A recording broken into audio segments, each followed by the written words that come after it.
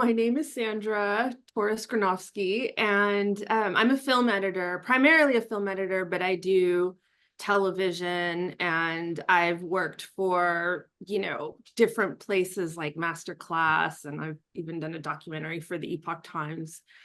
So I've done lots of stuff aside from the features, but that has been my primary focus. I've been doing it for over 20 years, about 23 now. I started off, I worked my way up as an apprentice, and it took 10 years to start editing my own features regularly. So that's what I've been doing for the last 10 years of my career.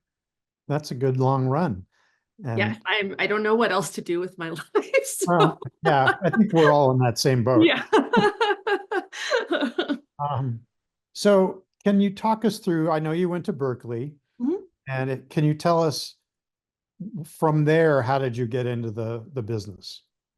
Yeah, so I moved back to LA. I'm from LA, and I moved back there by chance, I suppose. And I just started looking for jobs. First I just went back to like my regular job that I had working at this bookstore called the Bodhi Tree. I did that in high school, and I just went there.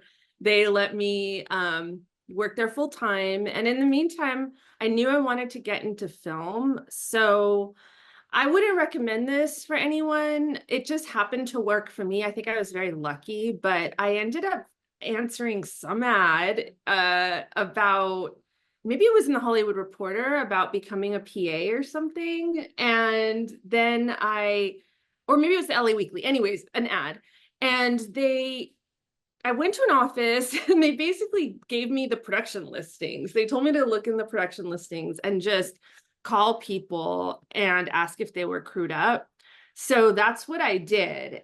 It was, on a few of the phone calls, I ended up calling the production office of Rocky and Bullwinkle, and they surprisingly hired me. And in fact, they said that it was very unusual for them to hire someone who was cold calling them.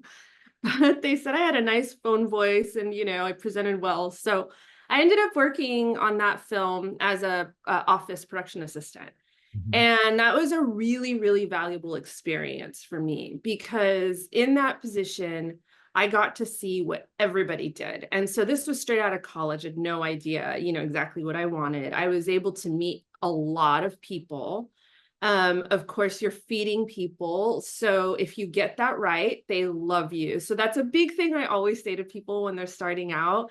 Definitely don't undermine the PA position, because it's some of the best networking that I have actually done in my whole career, because I was a good PA. I looked after people. I made very close connections that I still have today. And like I said, people and their food, it's a really important thing. You're bringing them their coffee, you make them happy. If you get it wrong, it's a problem.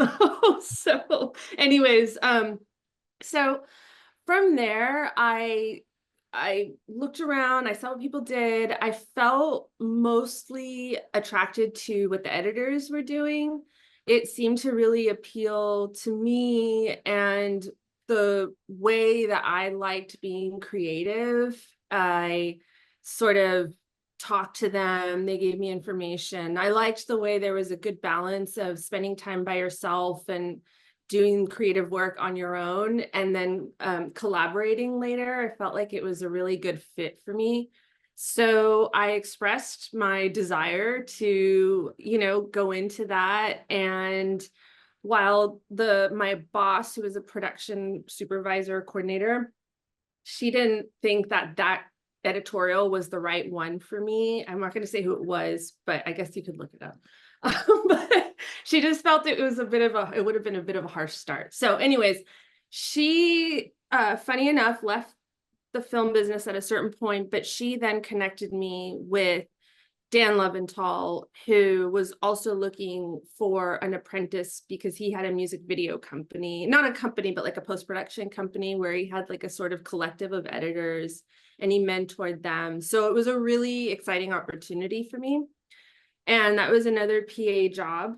And from there, I worked with Dan for, almost the full 10 years of my assistant editing career. We went on to do From Hell, which is where I met the Hughes brothers, which is how I ended up editing Alpha. We worked with Jon Favreau, and then with Peter Billingsley and Vince Vaughn, and then that's how I ended up editing the opening act. So it was all of these very long-term tight connections that I made with people that ended up helping my career as an editor. So that's kind of the history of it all. I also worked with Tom Noble for a while, which was really great, because he has a special style of working where you're editing most of the time. So you're more like collaborators. He's more in a director type position, and you're more in the editor position. So that was really good. So I've been very, very fortunate with the connections that I ended up making as, during my path. Sounds like a great career. It's been Um, good, yes. So for students that don't know, can you tell us what an assistant editor does?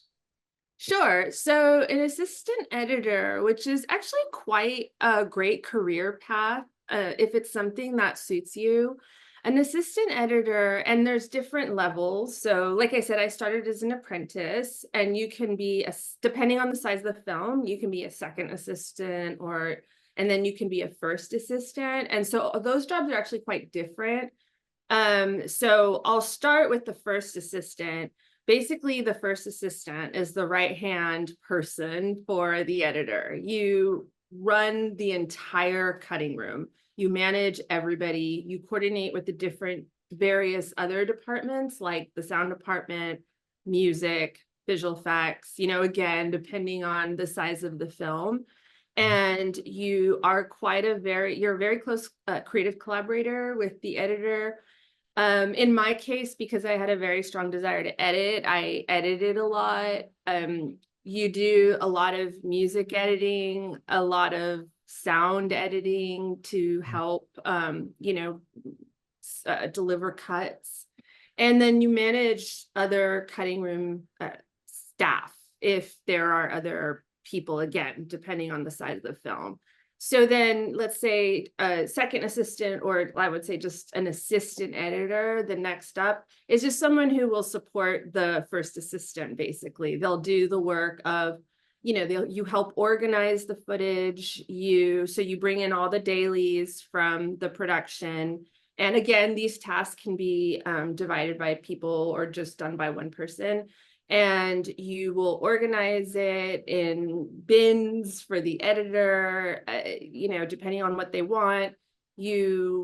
Again, you can cut sound and music to prepare for an assembly or for later screenings.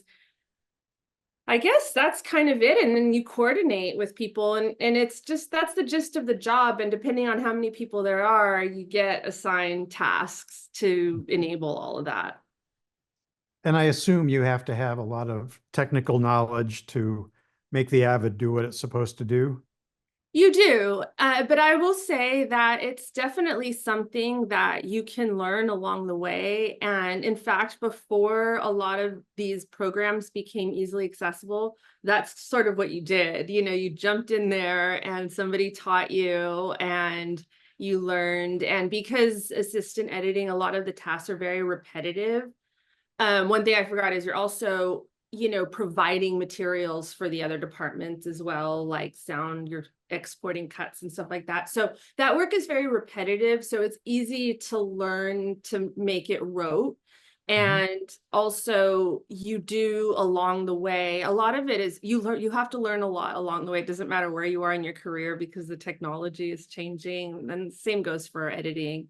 So you learn that. You also learn along the way the technical issues. So that's kind of something where experience comes into play, because obviously it's like a doctor who sees many bodies or many people. The more technical issues you encounter, the more technically apt you become. You sort of learn how to figure those problems out. And is editing a union job, I assume? It is, yes.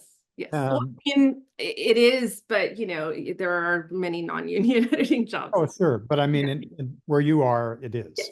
Yes. And what were and the ACs are in the union as well. Yes. Yes. And which union is that? Local 700.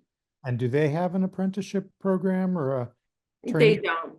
Yeah, Mhm. they don't have a training program. I'm No. Yeah. just curious. Yeah. So tell us then, at some point after 10 years, I guess, you made the jump and cut your first feature by yourself. Yes. That must have been pretty exciting. Yeah, I mean it was exciting. It was I did it actually while I was still assisting. So there's a little bit of overlap. But yeah, it was exciting, but it's also scary because it takes a while for you to really believe that you know what you're doing. So you sort of feel like you're a little bit of a fraud. But in the end, you look back and you realize that no, you didn't know what you were doing. You just didn't have the confidence to feel like you knew what you were doing. So that was, I would say, the biggest difference back then than now. It's also, yeah, it was really exciting to be able to do more creative work because with assistant editing, there's a lot of creative, there's a lot of opportunity to be creative, but in general, the job is very nuts and bolts and managerial.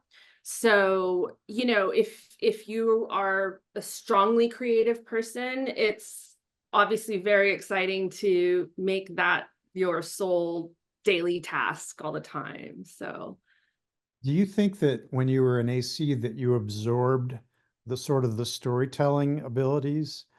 Did you see enough of how to tell a visual story to be able to do it on your own?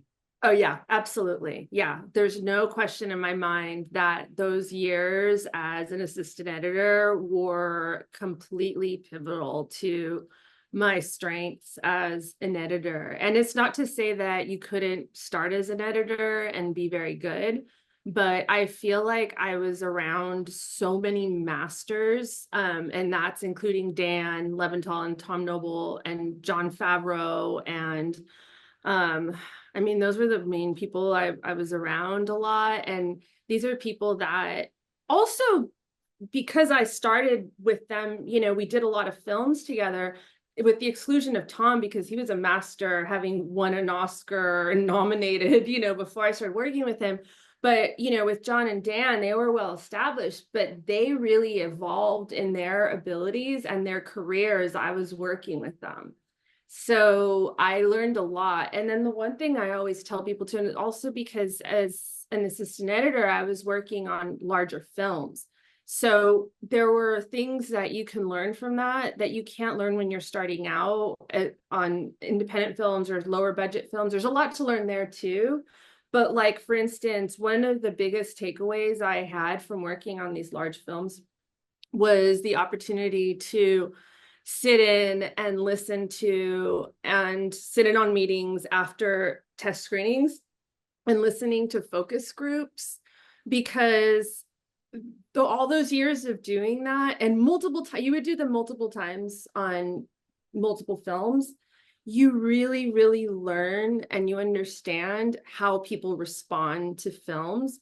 And so, when you're editing, how somebody is going to digest the information. And so it makes those decisions a lot easier. And you can also support directors more easily because if you do something one way, a viewer is going to take to it a certain way there. I mean, and it's pretty consistent how people, and then that changes over time too because people become savvier viewers and all that sort of thing. So yeah, so in answer to that question, there are so many things that built my abilities as an editor. um Definitely made me a stronger editor as a result. Yeah, I never considered the focus group aspect of it. For my experience, it's always, you get notes from a producer or something, and Yeah, all you're going by. Uh, yeah, but yeah, that would be invaluable to hear what people say and how they respond. yeah. Um, so And you told us a little bit that you had a mentor, Mhm. the Rocky and Bullwinkle editor. His name escapes me at the moment. Oh, Um, so it was after Rocky and oh, Bullwinkle. Yeah, okay. yeah, but yeah, his name was Dan Leventhal. Dan Leventhal, right. Yeah, yeah. So he went And on to do a lot of Marvel films, and he did Bad Boys, and then the latest Beverly Hills Cops. reading your bio, it sounded like he makes it a point to mentor people. Yes, he does. Yeah, yeah. It's something that it has been very important to him. And so have you kind of taken to that as well? Do you mentor people? I have. I try as much as I can. And a lot of times I like to sort of empower people to edit as much as possible. And then part of what I've loved to do more recently, and especially during busy times, I've been able to go and have people help me edit things when I'm kind of juggling projects. And that's enabled me to mentor them in that way, because then, if I'm supervising a project, oh, sorry, if I'm supervising a project, then, of course I have to supervise. I have to review things and then give feedback and all that sort of thing. So it's actually something that I really enjoyed doing more recently. And also, and I've looked for more and more opportunities to do that. I've also enjoyed helping people who do short films and giving feedback on their, just smaller projects where people may not be able to afford an editor, or they, need another set of eyes. They want to up level their project. So I really love doing that. And then the other thing I started doing was sort of mentoring at like a high school stage. I've gone and spoken at high schools at my alma mater as well, about this career, so that people can have exposure to the career, and also just somebody telling them what it's really like, and what kind of things to what sort of mindset to have. I always feel like it's really nice. There's lots of things that I wish people had told me. So I like to share those things with other people. This is a little bit probably a flexible answer, but how long does it generally take you to edit a feature? Yeah, it takes, so I've been on features that have been from anywhere from like a 4-month project to like a 2-year project. So a lot of times it depends, like you say, it's a flexible answer. It depends on the people involved. But let's say like an assembly, if I was to submit an assembly, the first edit, um, depending on the shoots have been, I interviewed for a job recently where the shoot was like 9 days, which I was amazed. I've never heard of that. The shortest I ever heard of was like 21 days. So let's say a shoot can be anywhere from 21 days to like 3 months or something. So during that time, that's the time you take to edit the work. And then beyond that, then the ideal amount of time would be 2 weeks after that to finish assembling and putting together music and sound and making sure the cut's really nice and tight. So I would say like a good solid, let's just say, let's average it out like 4 months or something or yeah, no, not 4. I would say, wait, that's a bad number. Hold on, 2 weeks plus a month. Mhm. Yeah. Just to do the assembly and Yeah. a tighter rough cut, I guess. Yeah. Yeah. Okay. Um, Wait, and Eric, I have a question. Oh, yeah, go what's ahead. an assembly? Oh, an assembly is like a first cut. So it's taking all the footage that they shoot and then putting it together as it's been scripted, and then, of course, making it nice and presentable. And is that kind of the first thing they look at, and then you tighten and tighten and tighten? That's right. Yes. Thanks. Yeah. How much longer is an assembly than the final cut? Usually an assembly, I find that the average assembly is anywhere between 2 and 2.5 hours. And then the most final cuts are like end up being 90 minutes, potentially 2 hours, but I feel like on what I've worked on, they're usually 90 minutes. So here's a little bit of a technical aside. What do you, I guess it depends on the picture, but what do you have to do to prepare it for the special effects people to come in? Yeah, so a lot of, well, okay, and again, it depends on the assistant situation, but from an editing perspective, it's not a huge amount. It's really depends on how they shoot it and what the actual visual effect would be. But let's say it's like a green screen, just a basic green screen comp. You'd have the green screen element, which would be like let's say the person or the object that's like talking or whatever in front of the background. And then you would have the background element that they would shoot, or maybe not. Maybe you have to source it from stock footage or something, but usually they shoot it. And then, so what you would do is you would create the layer and comp it together. So you'd pick the two pieces, you'd comp them together. And then beyond that, once it gets to a certain point, for the visual effects people, either you or an assistant or a visual effects editor, they'll go and they'll tally up all those shots that are like that or various other different types. Sometimes you have nothing to work with. Sometimes you're just working with your imagination and then they provide the elements later. But anyways, they count how many of those shots you have, and then they count how long they are. And it's usually by frames. And then they give that information to the visual effects vendors, and then they'll start the process of, creating the actual visual effect from there. And then, of course, if it changes, you then convey that information again. So, and have you edited animated features? No animated features, no. Okay. Scratch that question. So what types of films haven't you edited yet that you would like to get to? Well, animated is one, actually, now that you bring it up, because it sounds like it's a really nice process, and you're on them for a really long time, and you're molding the footage a bit more. I've cut, even though I've never done an animated, I've cut a lot of previs, which is very similar. And I've cut, because of all the visual effects films that I've cut, I used to do a lot of the editing that would be assigned to me would be working with the previs, and you start from storyboard to, previs through previs to post-vis, so you're constantly molding the material. So I know the animation is very similar to that. I really like that process because there's a lot of collaboration and there's a lot of creative input, as well as it's in those working sort of structures creatively, you have to use your imagination a lot, which I really enjoy. So yeah, I'd love to do an animation to just do more of that and be on a project for a lot longer. And for the folks at home, excuse me, what is previs?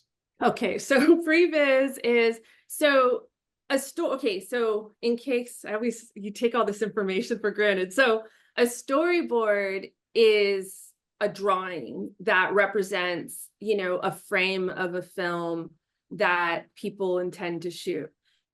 So that's the first step, and that's usually what happens at the onset of a film. Most of the time, I would say that they are for visual effects films or animated films. And then after the storyboard, then you get to a previs. So that's a pre-visualization shot. So a lot of companies specialize in this. They'll take the storyboards with feedback from the director and whoever else is involved creatively, and they'll create a sort of animated storyboard. And so that's what previs is. So then you basically have, it's kind of like the midway point between a storyboard and what people actually shoot on a film. So yeah, it's just like an animated version of the film. And then post-viz comes, and you don't often have post-viz, but post-viz comes when, and again, this is probably on a bigger budget too, because you have the money to do all this. that comes after you've shot the film. And let's say like on Iron Man, for instance, which I worked on, they shot elements that were needed, visual effects elements, but they hadn't shot like the Iron Man or something, because it was not something they were going to have Robert Downey Jr. do. It was something that they were going to have an animated Iron Man. So then the post-vis people would put that Iron Man, they would animate the Iron Man into the environment. So then you had material to work with. And then you could work with it, and then you can go and give them feedback, and then it just kind of goes that way. So Fascinating stuff. yeah. So let's switch gears completely. And if you would mind, for a newer filmmaker or a low budget one who's doing a short, to launch their career, what are some good, is there any storytelling advice you would give someone making a 10-minute short, that, like a rookie mistake they could avoid if they heard your talk?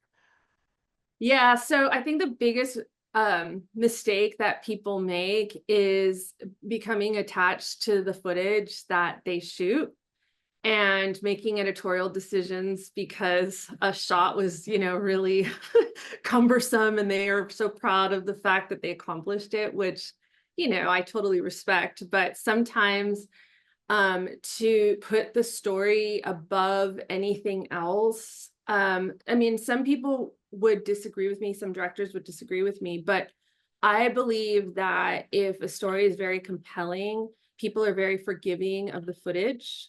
So I would say always put the story first. And I mean, there is a balance. You want to have good footage, but you also, the priority is the story, because people will completely lose themselves in a good story and they'll forget about everything else. And if a story is not working, then you've lost them.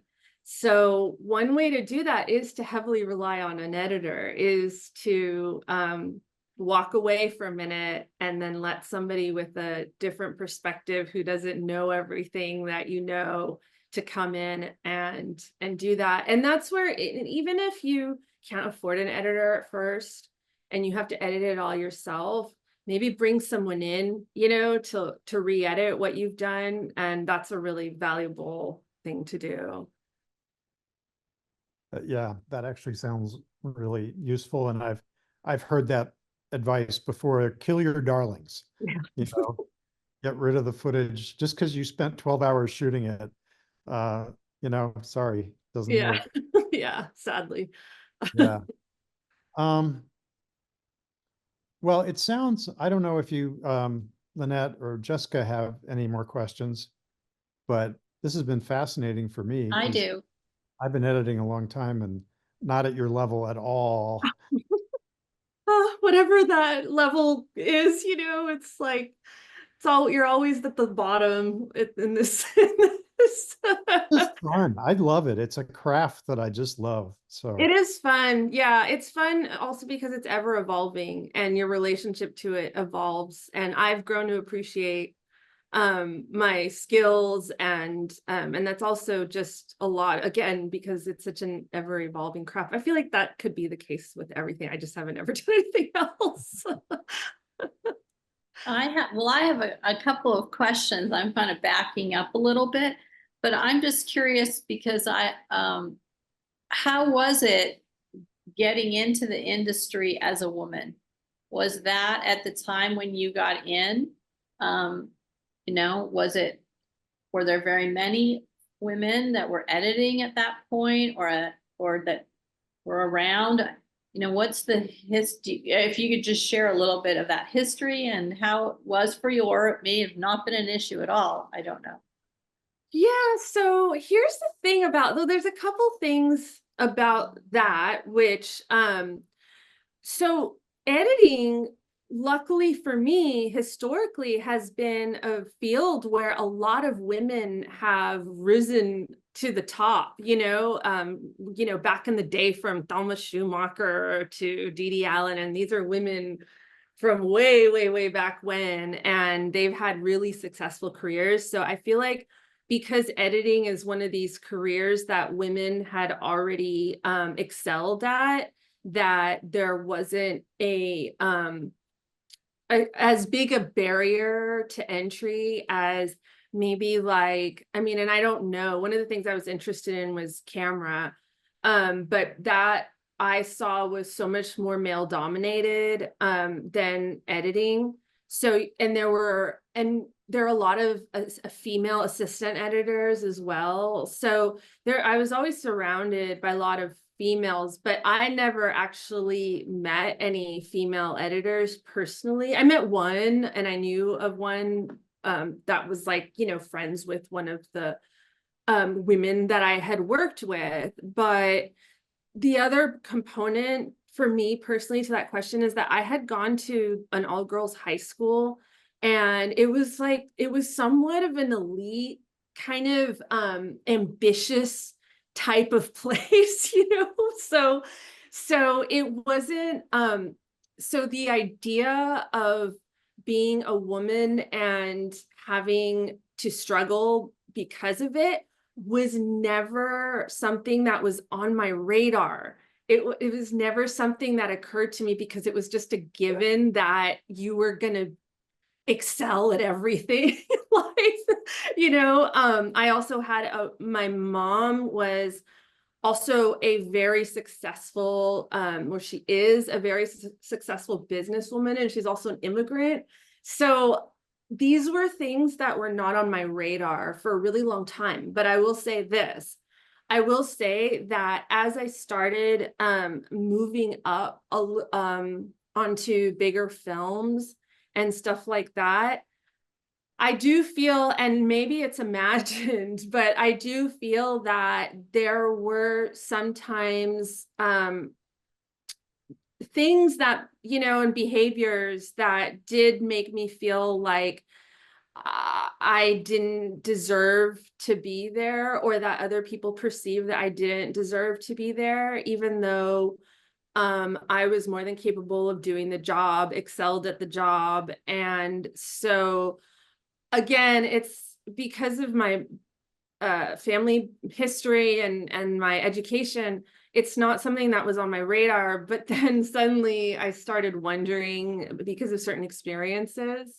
So it is possible that there has been some reluctance to take me serious at times. I think I also present, I don't know, I don't think I present like a very strong like, person, but you know, so I do think there's something there where it could be a little bit more difficult, but I'm not 100% sure, because I just don't, you know, but I feel like there have been times where it's been a little bit harder.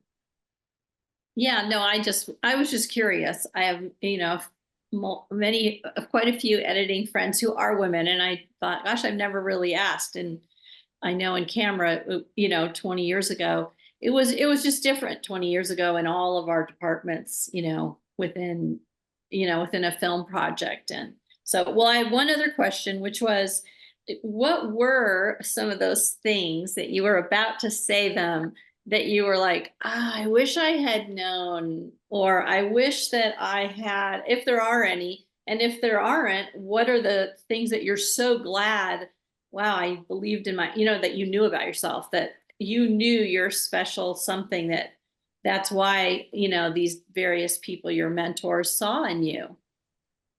Well, some of the things, to be honest, that I wish people would have told me would have been more sort of practical things and economic things and stuff like that. More, I think the main thing I try to tell people about when people ask me about editing, the one thing I really try to convey to them is almost the same way I say the same thing about having children.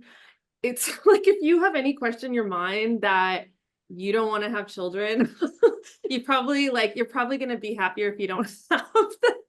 But like, if you really wanted children, you know, and that changes for everybody's different, right? This, for me personally, it's my experience. But if you've always wanted children, which I always did, then it's going to be like the best thing ever, right? So it's like the same thing with editing, or I would say not just editing, any creative work.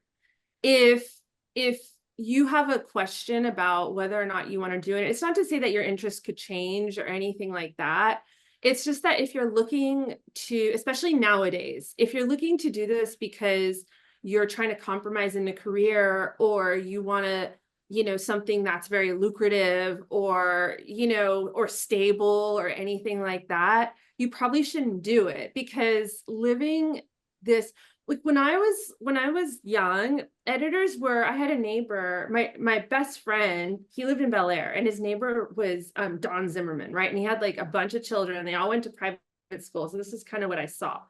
And so, you know, if you're thinking that you're going to have that life, you may have that life, you know, but you have to be ready for the ups and downs, and you really have to love the work in order for that to be worth it, because it gets really hard, you know, and it gets exhausting too. So if it's not something that you really, really love, I say really just think about it, you know, and also think about, I mean, I did this anyways, because like I said, my mom was a businesswoman. Think about other avenues, other streams of income, other ways to make money. And honestly, I mean, this goes for any job, you know, especially nowadays, any job you have, it's always helpful to have some kind of investments, if you can do, even if you start small, even if you start like investing $15 a week in some index fund,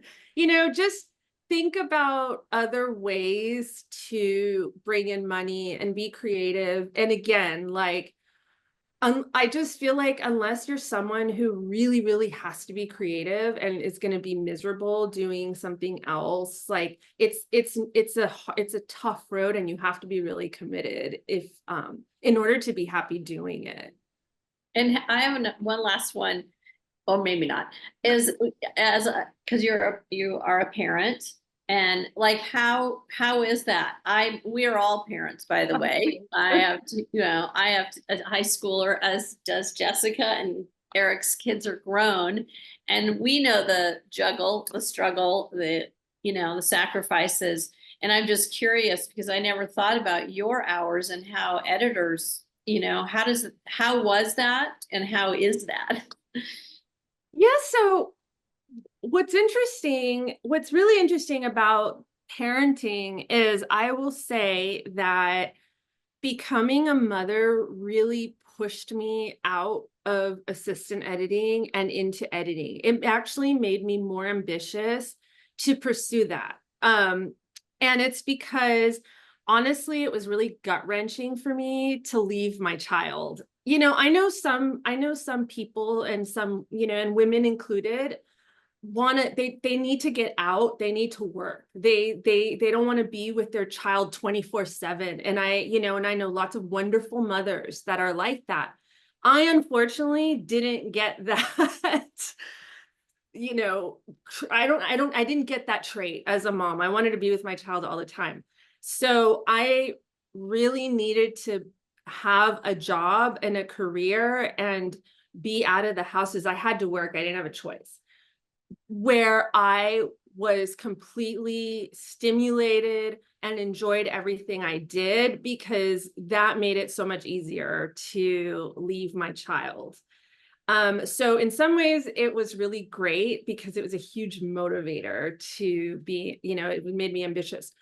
On the other hand, it's hard, you know, it's hard to juggle. Sometimes you're overwhelmed, and, you know, sometimes you feel like it's hard to be a really good parent and also be really good at your job. And so for me personally, it does become overwhelming. But I started working from home. The part that's great about the freelance work is that I've had many, I would say, if I put it together, many years where I've been able to be with my child full time. And that's been amazing. So I would say like, that's one of my favorite things about the work instability is that you get to spend more time with your kids and know what it's like to be a full-time parent, and also know what it's like to be working full-time. So you never have that like, oh, I don't feel like I'm contributing to society, because it's like you can't win as a parent. Either you're not contributing to society or your life has no meaning because you're not working, or you're working and you're abandoning your child, right? So you get kind of the best of both worlds. That's the other part of it. And then at least with editing, and it's also one of the reasons I picked editing, at least with editing, you're not like on set 15 hours a day. And, sometimes you do work long hours, but for the most part, it's pretty civilized, unless you have like a major deadline or something's being mismanaged. And so it's not that bad. And then ever since, for me, I've worked from home like so many times, so often, starting 2010 when I edited a marketing campaign for EA, that was at home. Yeah, the second feature I edited was at home. And that was way, way, way before COVID. I edited the opening act at home. So I've, in this career, have gotten really lucky over the years. I don't think I've been to an office in a really long time. And then once you get to a point where, at least for me, where I've become so skilled at my job, now I have so much flexibility. And, I only have one child, so my daughter's gotten older. I've been able to, meet her needs and work. And sometimes it's hard, you're self-conscious about those things. But in the end, I'm getting to parent a good amount. So that sort of has been a real plus, but it can be overwhelming sometimes. And sometimes you do feel like a failure. Well, you're not. I can tell you, none of us are, because we're all super love our children. And I know you're not. I know that I think that the reason I asked is that I haven't had a chance to ask other people. And I remember talking to you ever so briefly while on the opening act about your child. So it was just like, I just remember that and thought, I wonder how it is. I mean, I know how it is. And Jessica, we know what it's like, being people on set, and it's very, very challenging. Yeah. Other question to you, and Eric's you know more about it, so I'm not the technical, but how is it changing, or what's happening now for you? No, I don't mean, specifically today, but like with the rumbles of AI and like the Hollywood of the moment, what's happening in the world of editing, or the good, the bad, the ugly that's in there? Yeah, so I personally, it has been rough for me. Thought I put this on Do Not Disturb. It has been rough for me. However, I do, from what I've observed, which makes me actually feel really bad for a lot of people, I feel like I've worked more than most since the strikes and through now. So I feel really fortunate, but I have felt some concerns about, how viable and how prudent it is to continue in a situation with the industry that is the way it is, just because I try to be a practical person. As far as AI, I haven't encountered any sort of, I don't know, requests, or I haven't interacted with it in any capacity on like any given job that I've had. But truthfully, for editing, it's, my feeling is that it's not going to go anywhere. It's just a matter of learning how to interact with it in a way that's going to support your work. I feel like for editors, what will happen is that, which actually is not great, but the duration of the job will become shorter because, potentially you'll have AI helping you. I mean, the way I see it, they'll help you assemble the footage. And then, so you're not needed that much, but also AI can't tell a producer or director that they're missing, a close-up shot. So I feel like it's, I feel like I'm so sorry. I feel like it can play a very good supportive role, but I'd be in denial if I didn't think that it would take a little bit of work away, but it could also help too. So yeah. And do you have any projects like that you really, like Eric was saying, you want to work on, or do you have pet projects, or because I've been hearing from different people, because we've had this lull that people are, hey, that thing I wrote like 4 years ago, well, maybe you have time and you could design it for me, like those kinds of things. Do you have anything like that, or something that that you're excited to share? I mean, nothing beyond the editing. I've helped out on some shorts. I have one short that I supervised on, which I'm really excited about. Because it's just a very good story. And I keep pushing the director to like put it on IMDb already, but he's shy, so he's entered it into festivals and stuff like that. So we'll see what happens there. I'm trying to think. I mean, there's nothing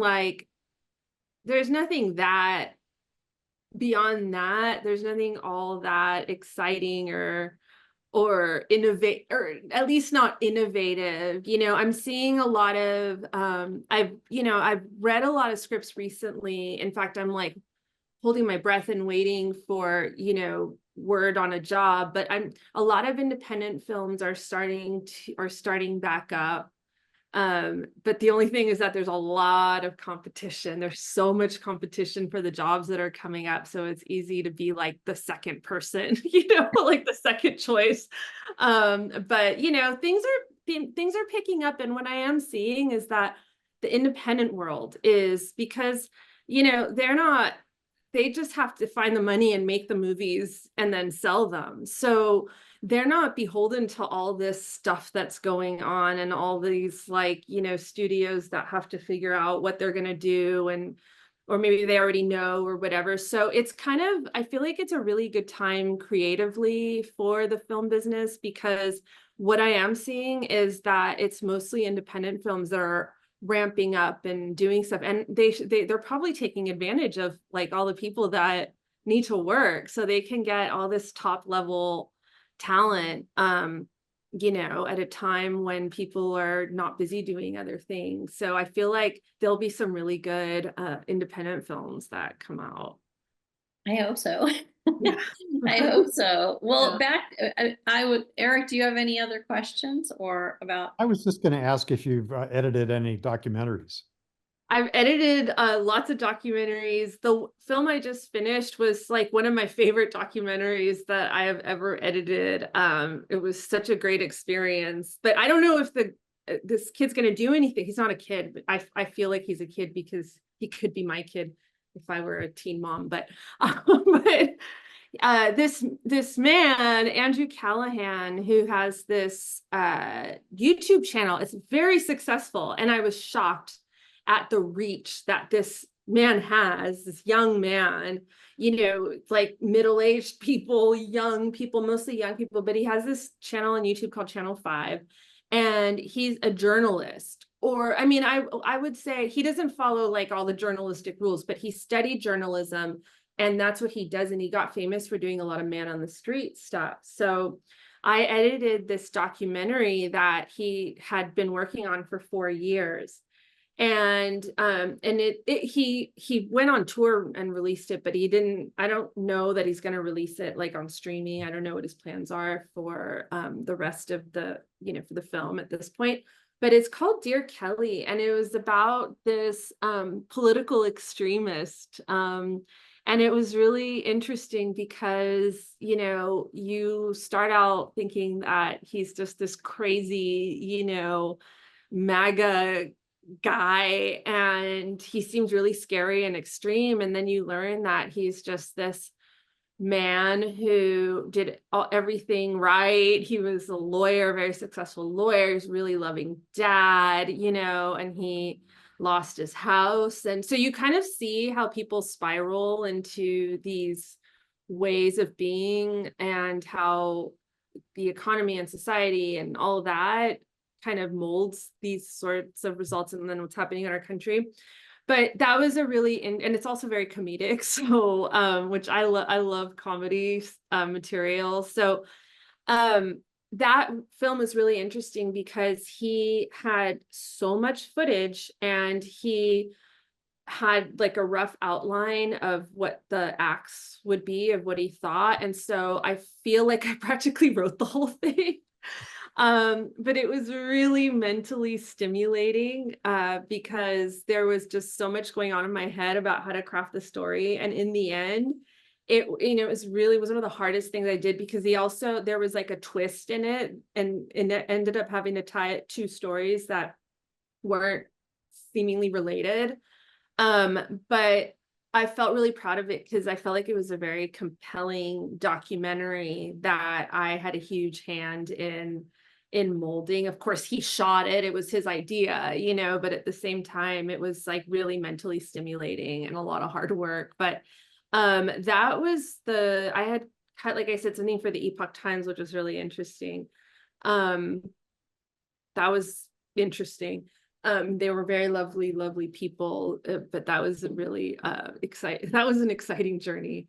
And then before that, I had worked on like masterclass, and I did like a video podcast for Vince Vaughn's company, which was kind of neat. So I've done a lot of non-scripted as well, and then a docuseries before that, and then some additional editing on some other feature documentaries. So yeah, those are fun. I'm glad that I've been able to hone that skill, because it's quite different from feature film editing. Yeah, sure.